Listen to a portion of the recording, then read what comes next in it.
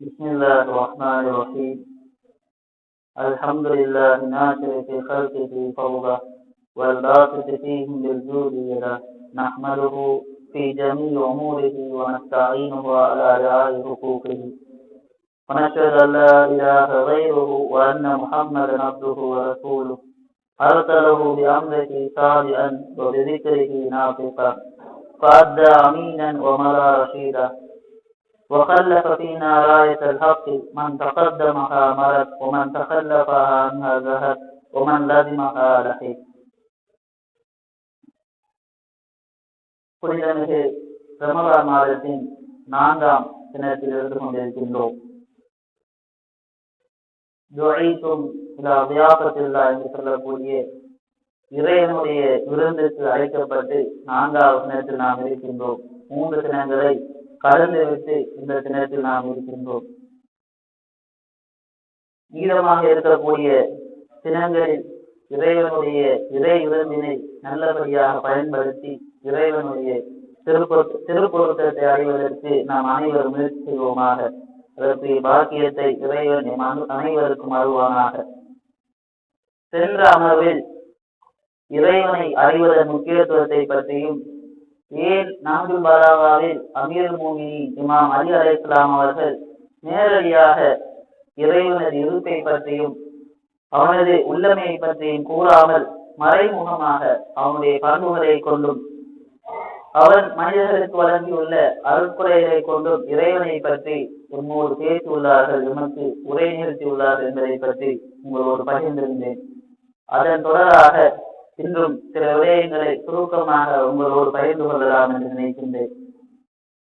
தௌஹீதை பற்றி, இறைவனை பற்றி கற்றுக்கொள்வதற்கு மிகவும் சிறந்த ஒரு நூல், மனிதனுடைய வார்த்தையினால் தொகுக்கப்பட்ட ஒரு நூல் இருக்குமாக இருந்தால் அது நஹ்ஜுல் பலாகாவாக இன்றி வேறு எதுவுமே இருக்க முடியாது. இன்று வரை அதில் கூறப்பட்டுள்ள விடயங்களை, அதில் உள்ள உரைகளை, அதில் உள்ள கடிதங்களை, அதில் உள்ள குறுகிய அந்த வார்த்தைகளை, ஹிக்மத்துக்களை முற்றுமுழுதாக யாராலும் பரிபூரணமான முறையில் அதற்குரிய அந்த ஹக்கினை வழங்கி அதனை விளங்கிக் கொள்வது முடியாத ஒரு விடயமாக காணப்படுகின்றது.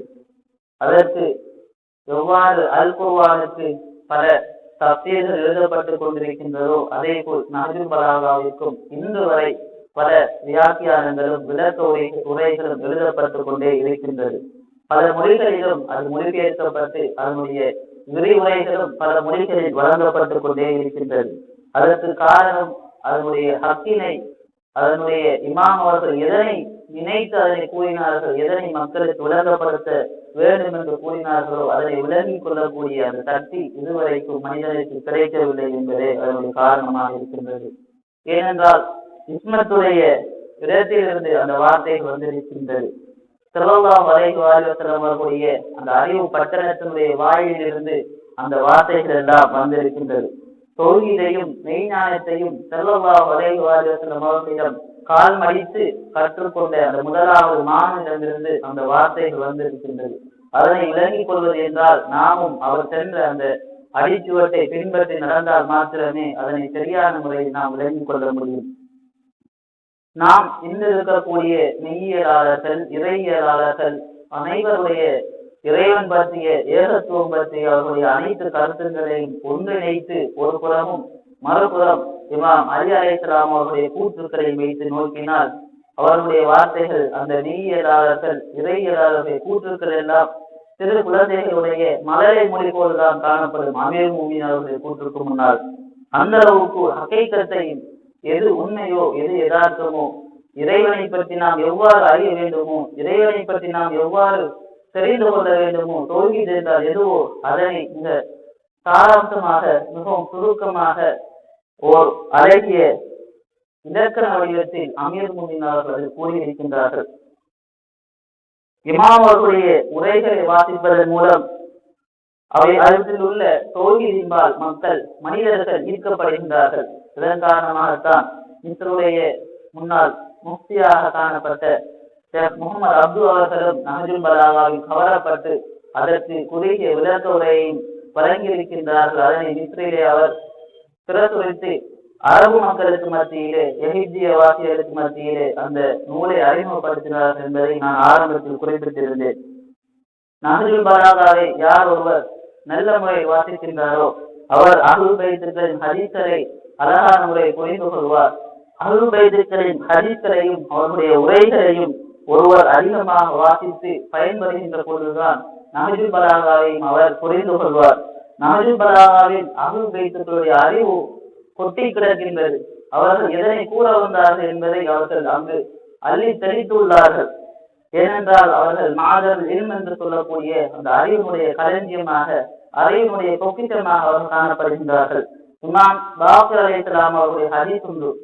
நீங்கள் சரியான ஒரு அறிவை பெற்றுக்கொள்ள வேண்டுமாக இருந்தால் நீங்கள் மேற்குக்கோ கிழக்குக்கோ எங்கு வேண்டாலும் செல்லுங்கள். ஆனால் அந்த அறிவை பெற்றுக்கொள்ள வேண்டுமாக இருந்தால் இந்த அஹ்லுல் பைத் எங்களிடம், அஹ்லுல் பைத்தினராக எங்களிடம் தான் அதனை நீங்கள் பெற்றுக்கொள்ள முடியும் என்று இமாம் பாக்கர் அலைஹிஸ்ஸலாம் அவர்கள் கூறியிருக்கின்றார்கள். ஷர்ரிகா வகரிபா லன் தஜித இல்மன் சஹீஹன் இல்லா ஷையன் யக்ருஜு மின் இந்தினா அஹ்லுல் பைத். ஒரு சரியான ஒரு சீரான அறிவை நீங்கள் பெற்றுக்கொள்ள வேண்டுமாக இருந்தால் அது எங்களிடமிருந்து தான் அது வெளியாகி இருக்கும் என்று இமாம் அவர்கள் கூறியிருக்கின்றார்கள். அந்த கூற்றின் ஒரு சாயலாகத்தான் நஹ்ஜுல் பலாகாவும் காணப்படுகின்றது. நாமும் நஹ்ஜுல் பலாகாவை வாசிப்பதற்கு இந்த ரமலான் மாதத்தை பயன்படுத்திக் கொள்ள வேண்டும். வாசிப்பதற்கு மிக இலகுவான முறையில் இருந்தால் இமாம் அவர்களுடைய இந்த கலிமத்துல் கிதார் என்று சொல்லக்கூடிய அந்த குறுகிய ஹதீஸ்களை வாசிப்பதன் மூலம் அதன்பால் நாம் ஈர்க்கப்படுவோம். இரண்டு வார்த்தைகள் கொண்டதாகவும் அதில் சில ஹதீஸ்கள் காணப்படுகின்றது. அவ்வாறான சிறிய வார்த்தைகள் இருந்து நாம் தொடங்குகின்ற பொழுது நஹ்ஜுல் பலாகா மீதான நம்முடைய ஈர்ப்பு அதிகரிக்கும். அதன் மூலம் நாமும் நஹ்ஜுல் பலாகா விளங்குவதற்குரிய சந்தர்ப்பத்தை இறைவன் இந்த ரமலான் மாதத்தின் பொருத்தினால் அதில் பிறந்த இமாம் ஹசன் அலைஹிஸ்ஸலாம், அதில் ஷஹீதாகிய ஹஜ்ரத் அமீர் முஃமினீன் அலி அலைஹிஸ்ஸலாம் அவர்களின் பொருத்தினால் அந்த பாக்கியத்தை இறைவன் நமக்கு தர வேண்டும் என்று பிரார்த்தித்துக் கொள்கின்றேன். நஹ்ஜுல் பலாகாவை பார்க்கின்ற பொழுது இமாம் அலி அலைஹிஸ்ஸலாம் அவர்கள் அதிலே ஆற்றக்கூடிய உரைகள் எல்லாம் ஒரு நீதியை அடிப்படையாக கொண்ட, நீதி நியாயம் தர்மத்தை அடிப்படையாக கொண்ட ஒரு சமுதாயத்தை கட்டியெழுப்பதற்கான முயற்சியாகவே நஹ்ஜுல் பலாகாவில் இருக்கக்கூடிய அனைத்து உரைகளும் அமைந்திருக்கின்றது. அவ்வாறான ஒரு சமூகம் கட்டியெழுப்பப்பட வேண்டுமாக இருந்தால் அதனுடைய அடிநாதமாக, அடித்தளமாக தௌஹீத் அமைய வேண்டும் என்பதற்காகவே அமீர் முஃமினீன் அவர்கள் அதிகமான இடங்களில் தௌஹீதை பற்றி நஹ்ஜுல் பலாகாவில் கூறியிருக்கின்றார்கள்.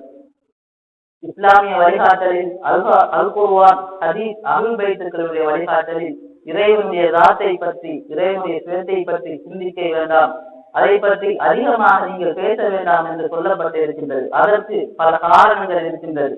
அது முதலாவது காரணம் என்றால் இறைவனை அறிவதில் மனிதனுக்கு இருக்கக்கூடிய பலவீனமாகும். இறைவனை மனிதன் பரிபூரணமான முறையில் அறிந்து கொள்ள மாட்டான். அதன் காரணமாகத்தான் அதனை நீங்கள் சிந்திக்க வேண்டாம், அதை பற்றி நீங்கள் அதிகமாக தர்க்கம் புரிய வேண்டாம் என்று இஸ்லாமிய வழிகாட்டல்கள் இருக்கின்றது.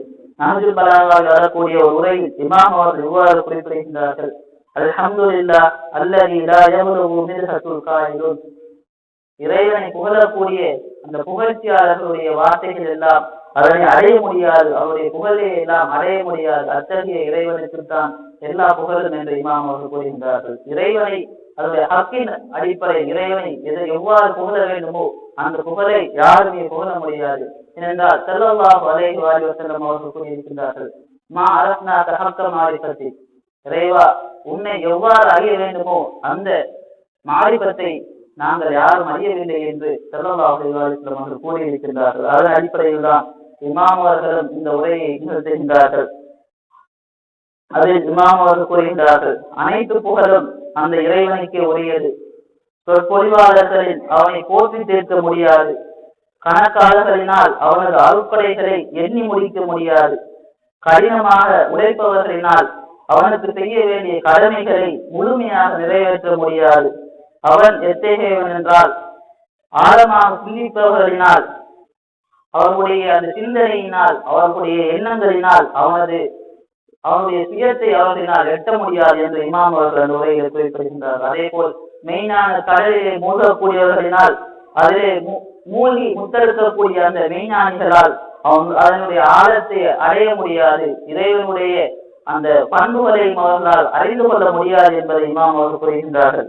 பிறகு குறிப்பிடுகின்றார், ஏனென்றால் அந்த ரப்புக்கு இருக்கக்கூடிய அந்த இலச்சகனுக்கு இருக்கக்கூடிய அந்த பண்புகளை விவரிப்பதில் எல்லையே கிடையாது என்று இமாம் அவர்கள் கூறுகின்றார்கள். ஏனென்றால் மனிதன் ஒரு எல்லைக்கு உட்பட்டுதான் சிந்திப்பான். அவனுடைய பகுத்தறிவு, அவனுடைய சிந்தனை எல்லாம் ஒரு குறிப்பிட்ட அளவுதான் செல்லும். ஆனால் இறைவனுடைய பண்புகள் என்பது எந்தவித எல்லையும் இல்லாமல் விரிந்திருக்கக்கூடிய ஒன்றாக இருக்கின்றது. அதன் காரணமாக யாராலும் அதனை சரியான முறையில் கூற முடியாது என்று இமாம் அவர்கள் கூறுகின்றார்கள். அதே போல் மற்றும் ஒரு இடத்தில் இமாம் அவர்கள் கூறுகின்ற பொழுது, மனிதன் எந்த அளவுக்கு இறைவனை நேசிக்கின்றானோ, இறைவனை விளங்கி கொண்டிருக்கின்றானோ, அந்த அளவுக்கு தான் அவன் இறைவனிடம் பிரார்த்திப்பான் என்று இமாம் அவர்கள் கூறுகின்றார்கள். நாம் பார்க்கின்றோம், மாத்திரிகளுடைய துவாக்களை பார்க்கின்ற பொழுது அவர்களுடைய பிரார்த்தனைகள் எல்லாம் மிகவும் உயர்ந்த நிலையில் இருக்கின்றது. அவர்கள் இறைவனிடம் எதை கேட்க வேண்டும் என்பதை எனக்கு அழகிய முறையில் கற்றுத் தருகின்றார். ஏனென்றால் அவர்கள் இறைவனை பற்றி அறிந்திருக்கக்கூடிய அந்த விதம் மிகவும் உயர்ந்த நிலையில் இருக்கின்றது. ஆனால் நாம் இறைவனை பிரார்த்திக்கின்ற பொழுது எம்முடைய உலக தேவைகளை கேட்கின்றோம், எம்முடைய பாவங்களை மன்னிக்கும்படி கேட்கின்றோம். அதை தாண்டி எதை கேட்பது என்று கூட எமக்கு தெரியாது. ஆனால் அந்த இறைவனை நன்கு அறிந்த அவனுடைய பண்புகளை, அவனுடைய சுயத்தை, அவனுடைய அனைத்தையும் நன்கு அறிந்த அந்த மாசுமீன்களால் கற்றுத்தரக்கூடிய வார்த்தைகள் எல்லாம் மிகவும் உயர்ந்த நிலையில் இருப்பதை நம்மால் காணக்கூடியதாக இருக்கின்றது. அடுத்ததாக நாஜுல் பலாகாவில் இமாம் அவர்கள் இறைவனுடைய இறை ஞானத்தினுடைய படித்தரத்துக்களை பற்றி கூறுகின்றார்கள். நாம் இறைவனை அறிய வேண்டுமாக இருந்தால் எந்தெந்த படித்தரத்தில் நாம் இருக்கின்றோம் என்பதை பற்றி நாம் அறிந்து கொள்ள வேண்டும் என்பதற்காக வேண்டி இமாம் அவர்கள் இந்த உரையை நமக்கு கூறுகின்றார்கள். அதில் ஆரம்பத்திலே இமாம் அவர்கள் கூறுகின்றார்கள், அவ்வளவு மாறிப்பத்துகு, மார்க்கத்திலே ஆரம்ப அம்சம் இறைவனை அறிந்து கொள்வதாகும் என்று கூறிவிட்டு அது ஒவ்வொன்றிற்கும் அவர்கள் விளக்கம் கூறுகின்றார்கள். கமால் மாறிப்பத்திகி அத்தீகுதிகி, இறைவனை ஒருவர் பூரணமாக அறிந்து கொள்ள வேண்டுமாக இருந்தால், அந்த பூரணமான அந்த மாறிபத்தை அவர் பெற்றுக்கொள்ள வேண்டுமாக இருந்தால் அவர் பெற்றுக்கொண்ட அந்த விடயத்தை அவர் உண்மைப்படுத்த வேண்டும் என்று இமாம் அவர்கள் கூறுகின்றார்கள். அதே போல் கமால் தஸ்தீகுதிகி தௌஹீதுஹு, யார் ஒருவர் இறைவனுடைய அந்த பூரணத்தை அறிந்து அதனை உண்மைப்படுத்துகின்றாரோ அவர் இறைவன் ஒருவனே என்பதை அவர் நம்பிக்கை கொள்ள வேண்டும், அதனை அவர் ஏற்றுக்கொள்ள வேண்டும், அதன் பொருட்டு அவர் சாட்சி பார வேண்டும் என்று இமாம் அவர்கள் கூறுகின்றார்கள். அதை தொடர்ந்து தௌஹீதுடைய பூரணம் என்னவென்றால், யார் ஒருவர் பரிபூரணமாக அந்த தௌஹீதை ஏற்றுக்கொண்டிருக்கின்றாரோ அவர் இஹ்லாஸான முறையில் நடந்து கொள்ள வேண்டும், அவருடைய அனைத்து செயலையும் இறைவனுக்காக வேண்டி அமைத்துக் கொள்ள வேண்டும் என்று இமாம் அலி அலைஹிஸ்ஸலாம் அவர்கள் நாஜுல் பலாகாவில் குறிப்பிடுகின்றார்கள். அதே போன்று இஸ்லாத்துடைய பரிபூரணம் என்னவென்று சொல்கின்ற பொழுது இமாம் அவர்கள் இவ்வாறு கூறுகின்றார்கள், கமாலுல் இஸ்லாத்தில் லஹு நஃபியு சிஃபாத்தி அன்ஹு, அதாவது இஸ்லாத்துடைய அந்த பரிபூரணமான மன தூய்மையுடைய பரிபூரணம் என்னவென்றால் அவர் இறைவனுக்கு இருக்கக்கூடிய தனது மனிதனுடைய பலவீனத்தின் மூலம் இறைவனுக்கு எந்த பண்பினையும் அவர் கற்பிக்க கூடாது. மாறாக அல் குர்ஆனிலே ஹதீஸிலே வந்திருக்கக்கூடிய சதரியா என்று சொல்லக்கூடிய அந்த பண்புகளை மாத்திரம் இறைவனுக்கு கூற வேண்டும் என்பதை இமாம் அவர்கள் குறிப்பிடுகின்றார்கள். அதே போன்று இறைவனை எவ்வாறு உணர வேண்டும் என்பதை பற்றியும் இமாம் அவர்கள் நாஜுல் பலாகாவில் பல இடங்களில் கூறியிருக்கின்றார்கள். நேற்று நான் அதனை சுட்டிக்காட்டியிருந்தேன். தாலபுல் யமானி அவர்கள் இமாம் அவர்களிடம் கேட்கின்றார்கள், இமாமே நீங்கள் உங்களுடைய இறைச்சலனை பார்க்கின்றீர்களா என்று. அதற்கு இமாம் அவர்கள் கூறுகின்றார்கள், நான் பார்க்காத ஒருவனை வணங்குவேனா என்று இமாம் அவர்கள் கேள்வி கேட்கின்றார்கள். அதை தொடர்ந்து பல விடயங்களை இமாம் அவர்கள் இவ்வாறு கூறுகின்றார். இறைவனை பற்றி கூறுகின்ற பொழுது, கண்கள் அவனை ஒரு பொழுதும் வெளிப்படையாக பார்க்க மாட்டாது, மாறாக உண்மையான ஈமானை கொண்டு நம்பிக்கை கொண்டிருக்கக்கூடிய இதயத்தின் மூலமாகத்தான் இறைவனை கண்டுகொள்ள முடியும் என்று இமாம் அவர்கள் குறிப்பிடுகின்றார்கள். அதே போல் அந்த தன்னுடைய தோழருக்கு வழங்கிய அந்த உரையில் இமாம் அவர்கள் இவ்வாறு கூறுகின்றார்கள், இறைவன் அனைத்து பொருட்களுக்கும் அருகிலே இருக்கின்றான், ஆனால் அவன் அவற்றோடு இல்லை என்று குறிப்பிடுகின்றார். அதே போல் அவன் எல்லாத்தையும் விட்டும் அனைத்தையும் விட்டு தூரமாக இருக்கின்றான், ஆனால் அவற்றிலிருந்து அவன் அந்நியமாக, அவற்றிலிருந்து அவன் அவற்றை விட்டும் அவன் திரிந்து இருக்கவில்லை என்று இமாம் அவர்கள் குறிப்பிடுகின்றார்கள். இஸ்லாமிய மெய்ஞானத்திலே, இஸ்லாமிய மெய்யியலிலே சில கருத்துக்கள் இறைவனை பற்றி கூறப்படும். அதில் கூறுவார்கள், பைனூனியத் என்ற ஒரு விடயத்தை குறிப்பிடுவார்கள். அதாவது ஒரு பொருள் ஒன்றோடு இருக்கும், ஆனால் அதோடு இருக்க மாட்டாது, ஆனால் அதை விட்டு தூரமாக இருக்கும், ஆனால் அதை விட்டு பிரிந்து இருக்க மாட்டாது என்ற ஒரு விடயம் இருக்கும். அதை பற்றி பல பாடங்கள் கூற வேண்டியிருக்கும். அந்த ஒரு விடயத்தை இமாம் அவர்கள் மிக சுருக்கமாக இங்கு கூறிவிட்டார்கள். இறைவன் அல்குர்ஆனில் கூறுகின்றார், நாங்கள் அவருடைய நாடி நரம்புக்கு மிக பிடரி நரம்புக்கு அருகிலே நான் இருக்கின்றேன் என்று இறைவன் குறிப்பிடுகின்றான். ஆனால் அது எவ்வாறு என்பதை நாம் புரிந்து கொள்ள வேண்டும். அதற்கு நஹ்ஜுல் பலாகா எமக்கு அதை தெளிவுபடுத்துகிறார்கள் இமாம் அவர்கள்.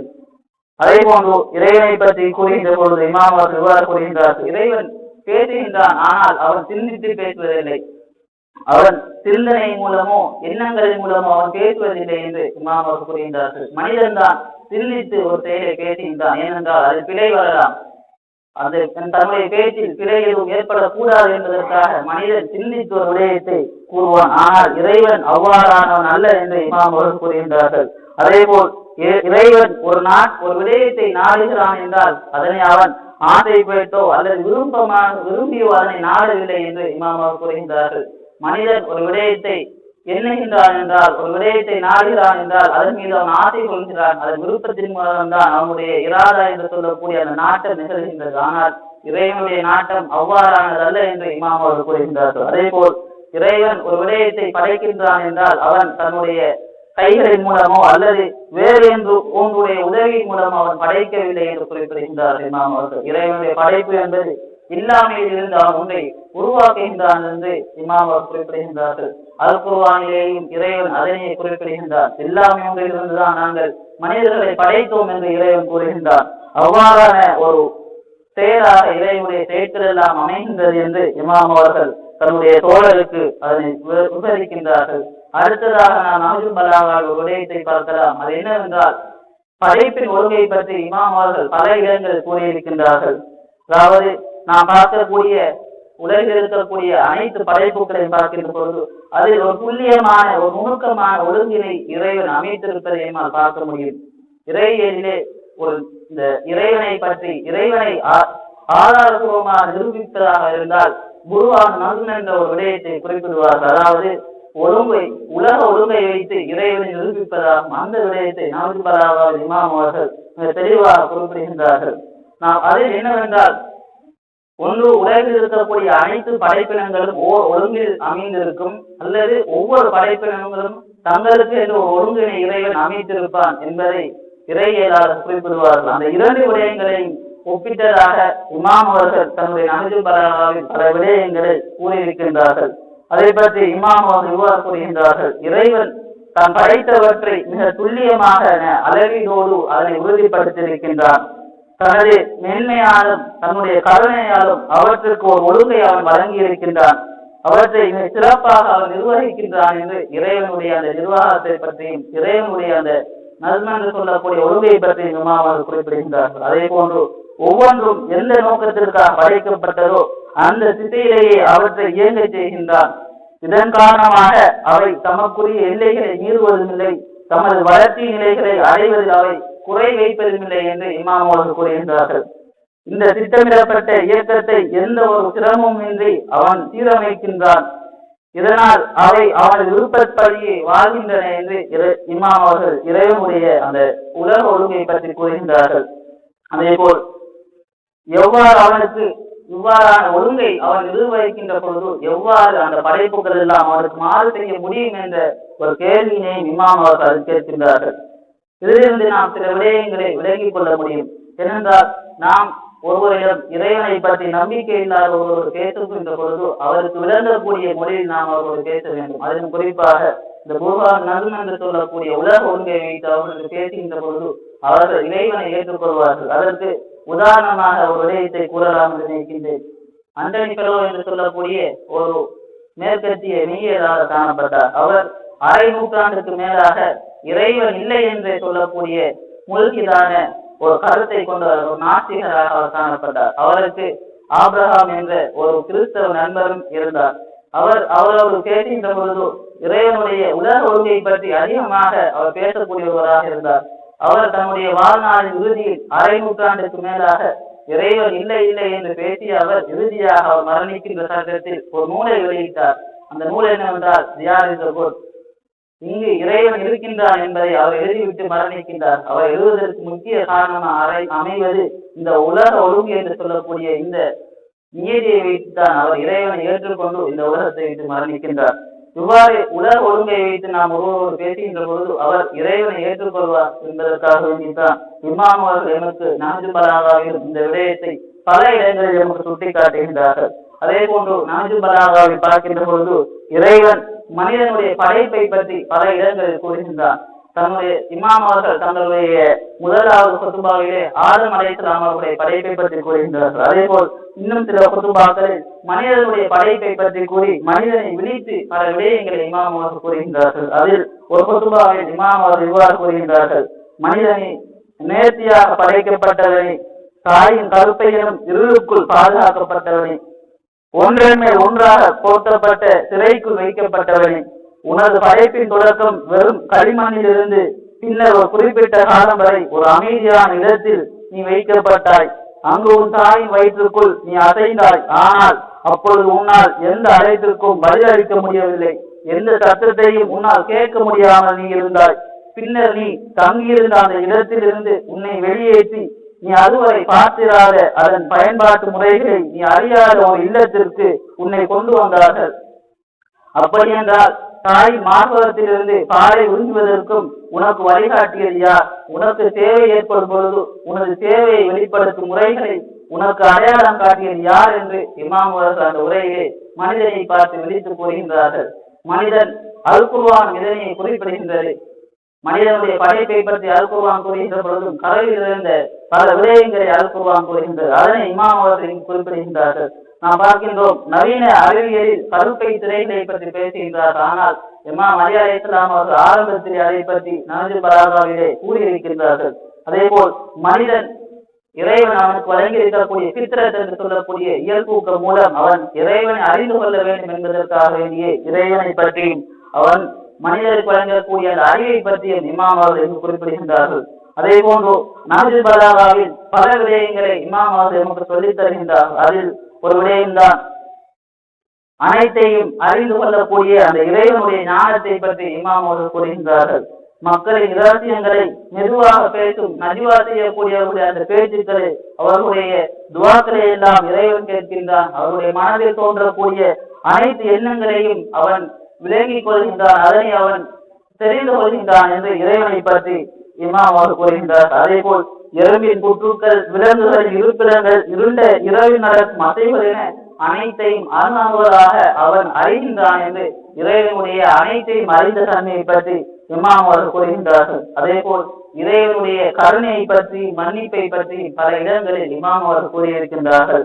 அதை இவ்வாறு இமாம் அவர்கள் கூறுகின்றார்கள்: மக்களே, இறைவன் உங்களை வீணாக படைக்கவில்லை. அவன் தனது அருட்கொடைகளை உங்களுக்கு வழங்கியுள்ளான். அவனிடம் நீங்கள் உதவி தேடுங்கள். அவனுக்கும் உங்களுக்கும் இடையே எந்த திரையும் இல்லை. அவனது பொக்கிஷங்கள் குறையாத அவன் உங்களுக்கு கருணை உடையவனாக இருக்கின்றான். அவனுடைய கருணைக்கு எல்லையே இல்லை என்று இறைவனுடைய கருணையை பற்றி இமாம் அவர்கள் கூறுகின்றார்கள். அதே போன்று நஹ்ஜுல் பலாகாவில் நாம் பார்க்கக்கூடிய மற்றும் ஒரு விடயம் என்னவென்றால், இறைவனுடைய எதிர்மறை பண்புகளை பற்றி இமாம் அவர்கள் பல இடங்களில் குறிப்பிடுகின்றார்கள்.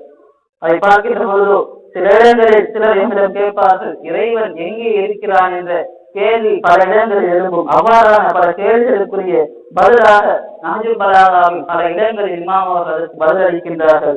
அல்லாமா சையத் முத்தஹரி அவர்களுடைய வாழ்வில் நடந்த ஒரு சம்பவத்தை இங்கு கூறலாம் என்று நினைக்கின்றேன். சையத் முத்தஹரி அவர்கள் பல்கலைக்கழகத்திலே உரையாற்றிக் கொண்டிருக்கின்றார்கள். இறைவனை பற்றி பல விடயங்களை அவர்கள் கூறிக்கொண்டிருக்கின்றார்கள். அவருடைய உரை முடிந்த கீழுக்கு வருகின்ற போது ஒரு பல்கலைக்கழக மாணவர் சையத் முத்தஹரி அவர்களிடம் சென்று, உஸ்தாத் அவர்களே, என்னிடம் ஒரு கேள்வி உள்ளது, அதற்கு நீங்கள் பதில் தர வேண்டும் என்று கேட்கின்றார்கள். அப்பொழுது அந்த மாணவர் சையத் முத்தஹரி அவர்களிடம் கேட்கின்றார், இறைவன் எங்கே இருக்கிறார் என்ற கேள்வியை அவரிடம் கேட்கின்றார்கள். அதை கேட்டவுடன் சையத் முத்தஹரி அவர்கள் சிரித்துவிட்டு கூறுகின்றார்கள், உங்களுடைய கேள்வி தவறாக இருக்கின்றது. பிறகு அந்த மாணவர் கேட்கின்றார், என்னுடைய கேள்வி என்ன தவறு இருக்கின்றது என்று. அதற்கு சையத் முத்தஹரி கூறுகின்றார்கள், நீங்கள் இந்த கேள்வியை நீங்கள் மாற்றி கேட்க வேண்டும். இந்த உலகம் இறைவனில் எங்கே உள்ளது என்பதை நீங்கள் கேட்க வேண்டும். மாறாக இறைவன் படைத்த உலகத்தில் நீங்கள் இறைவனை தேட முடியாது என்று அந்த கேள்வி அவர் விவரித்து விட்டு கூறுகின்றார்கள், என்னிடம் அதனை கூறுவதற்கு வார்த்தைகள் இல்லை. அதன் காரணமாக நான் இவ்வாறு இந்த கேள்வியை தொடுக்கும்படி உங்களுக்கு கூறுகின்றேன். இந்த பிரபஞ்சம் இறைவனில் எங்கே உள்ளது என்பதை நீங்கள் கேளுங்கள். அவ்வாறு நீங்கள் கேட்டால் நான் அதற்கு இவ்வாறு பதிலளிப்பேன் என்று கூறிவிட்டு இறைவனை 3 படித்தரங்களாக இறைவனை பற்றி கூறுகின்றார்கள். ஒன்று இறைவனுடைய சுயம் இருக்கின்றது, அவனுடைய ராத் இருக்கின்றது. அடுத்ததாக சிபாத் என்று சொல்லக்கூடிய இறைவனுடைய பண்புகள் இருக்கின்றது. மூன்றாவதாக அப்பால் என்று சொல்லக்கூடிய இறைவனுடைய செயல்கள் இருக்கின்றது. இந்த உலகம் இறைவனுடைய ஒரு செயலாக இருக்கின்றது. அவனுடைய செயலின் ஒரு அங்கமாக இந்த உலகம் இருக்கின்றது. என்று சொல்லக்கூடிய அவருடைய படைப்பில் ஒரு பிரதிபலிப்பாக இந்த உலகம் இருக்கின்றது. இவ்வாறான ஒன்றில் நீங்கள் இறைவனை தேட முடியாது. ஆனால் இதில் இருக்கக்கூடிய படைப்புகள் எல்லாம் உங்களை இதனை படைத்த ஒரு படைப்பாளர் இருப்பான் என்பதை உங்களுக்கு அது உணர்த்தும் என்பதை முத்தஹரி அவர்கள் அந்த மாணவர்களுக்கு குறிப்பிட்டிருக்கிறார்கள். இந்த விடயங்களை எல்லாம் இறைவனுடைய எதிர்மறை பண்புகள் என்று சொல்லக்கூடிய சிபத்து சல்வியா என்று சொல்லக்கூடிய விடயங்களில் நாஜில் பலாகாவின் இமாம் அவர்கள் அழகிய முறையில் நமக்கு கூறியிருக்கின்றார்கள். அதே போல் நாஜில் பலாகாவின் இமாம் அவர்கள் படைப்பின் அற்புதங்களை பற்றி மிக தெளிவாக குறிப்பிடுகின்றார்கள். ஒவ்வொரு படைப்பையும் அங்கு குறிப்பிட்டு அவருடைய அற்புதங்களை இமாம் அவர்கள் கூறியிருப்பதை எம்மால் காணக்கூடியதாக இருக்கின்றது. இன்ஷா அல்லாஹ் இந்த புனிதமிகு ரமலான் மாதத்தை பயன்படுத்தி நாஜில் பலாகாவை வாசித்து விளங்கக்கூடிய அந்த பாக்கியத்தை இறைவன் அனைவருக்கும் தந்தருள வேண்டும். அதற்கு முயற்சியை நாம் மேற்கொள்ள வேண்டும். ஸல்லல்லாஹு அலைஹி வஸல்லம் முஹம்மத் வ ஆலி முஹம்மத்.